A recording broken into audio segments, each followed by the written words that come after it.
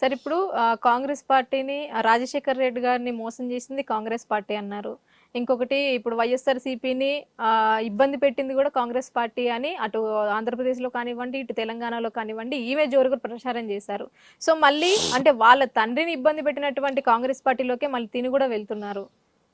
So, దీన్ని ఎట్లా చూడాలి అసలు? రాజశేఖర రెడ్డి గారిని ఇబ్బంది పెట్టే పరిస్థితి ఏం లేదు. రాజశేఖర రెడ్డి గారు బతికున్నంత కాలం రాజుగానే బతికాడు ఆయన.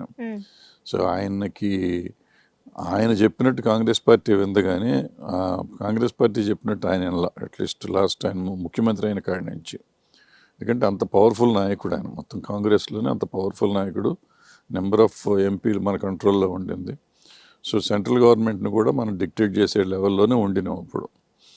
సో ఆయన్ని వాళ్ళు చేసింది లేదు. తర్వాత వచ్చేటప్పటికి జగన్మోహన్ రెడ్డి గారి మీద మాత్రం వాళ్ళు కొంచెం చేశారు. అది ఉంది, దానికి రాజశేఖర రెడ్డి గారికి సంబంధం లేదు కదా. సో జగన్మోహన్ రెడ్డి ఆయన పగ సాధింపు చర్య ఆయన చేసుకున్నాడు. ఆయన ముఖ్యమంత్రి దాకా వచ్చాడు, ఎదిగాడు, పార్టీ పెట్టుకున్నాడు, ముఖ్యమంత్రి దాకా ఎదిగాడు. బట్ ఆ ఎదగటానికి డెఫినెట్గా రాజశేఖర రెడ్డి గారి బ్యాక్గ్రౌండే అతనికి హెల్ప్ అయింది. సో దానికి దీనికి ఏం సంబంధం ఉండదు. ఇప్పుడు కాంగ్రెస్ పార్టీలో ఆవిడ జాయిన్ చేసి తెలంగాణ పార్టీని ఆవిడ పెట్టింది, తెలంగాణలో పార్టీ పెట్టింది, తెలంగాణలో జాయిన్ చేస్తుంది. ఆవిడ ఎవరినైనా కానీ తెలంగాణలో కలిసిపోతుంది, మర్జీ అయిపోతుంది. సో ఆవిడ పార్టీ లేదు. ఇప్పుడు ఆవిడ నాన్ ఎంటిటీ, ఒక రాజశేఖర రెడ్డి గారి అమ్మాయి, జగన్మోహన్ రెడ్డి గారి చెల్లెలు. ఆవిడని కాంగ్రెస్ పార్టీ తీసుకుంటుంది. ఆంధ్ర వాళ్ళు తీసుకుంటే తీసుకోవాలి.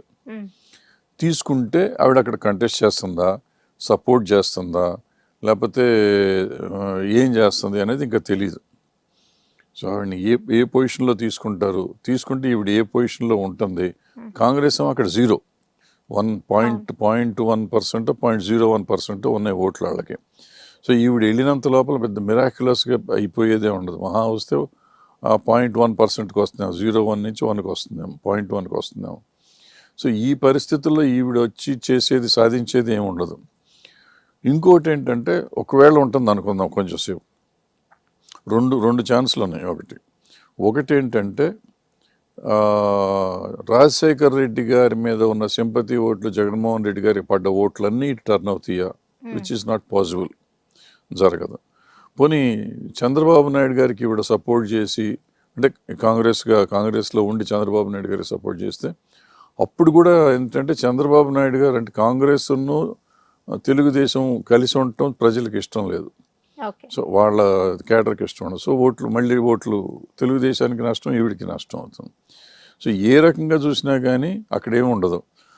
ఇంకోటి ఏంటంటే, ఇప్పుడు ఈవిడ సపరేట్గా చేస్తే కూడా నా ఉద్దేశంలో, ఇందాక సెకండ్ అన్నానే, యాంటీ ఎస్టాబ్లిష్మెంట్ ఓట్లు, అంటే యాంటీ జగన్ ఓట్లు అనుకుని ఏదైతే అనుకుంటున్నామో ఆ ఓట్లన్నీ కొంత పర్సంటేజ్ ఈవిడికి పడితే, ఆ ఓట్లు యాక్చువల్గా జనసేనను తెలుగుదేశానికి పడాలి. ఆ పడకుండా ఈయనకి పడతాయి, ఈవిడికి పడితే వాళ్ళు గెలుస్తారనుకున్న ఓట్లు కూడా సీట్లు కూడా పోతాయి. వాళ్ళకి నష్టం. జగన్మోహన్ రెడ్డికి లాభం అవుతుంది, తెలుగుదేశానికి నష్టం అవుతుంది ఒక రకంగా. లేదు, ఇప్పుడు జగన్మోహన్ రెడ్డి గారు అందరినీ తీసేస్తున్నారు కదా, తీసేసిన వాళ్ళందరూ ఇప్పుడు జనసేనలోనే చేరాలి, తెలుగుదేశంలోనే చేరాలి. ఈ రెండు చేర్చుకోకపోతే ఈ షర్మిల గారి పార్టీలోనే చేరాలి. షర్మిల గారి పార్టీ అనేది కాంగ్రెస్ పార్టీ, షర్మిల గారు సెపరేట్ పార్టీతో రావట్లేదు. ప్రాబ్లీ సెపరేట్ పార్టీతో వస్తే కొంత డిఫరెన్స్ ఉండేదేమో తెలియదు నాకు. బట్ కాంగ్రెస్లో జాయిన్ అయితే కాంగ్రెస్కి యాజ్ ఇట్ ఈస్ వాళ్ళకేం లేదు. సో ఈ వచ్చే వాళ్ళందరూ తలా 4,000 ఓట్లు అయితే, ఎందుకంటే వాళ్ళు ఎంతో కొంత క్లౌట్ ఉన్న వాళ్ళే వాళ్ళ కాన్స్టిట్యున్సీలో.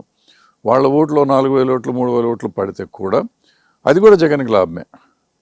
ఈ ఓట్లు ఎక్కడికి వెళ్తాయి, తెలుగుదేశానికి వెళ్తాయి ఒరిజినల్గా, అదే జనసేనకి వెళ్తాయి. అవి వెళ్లకుండా ఇటు వస్తున్నాయి, కాంగ్రెస్కి వస్తున్నాయి.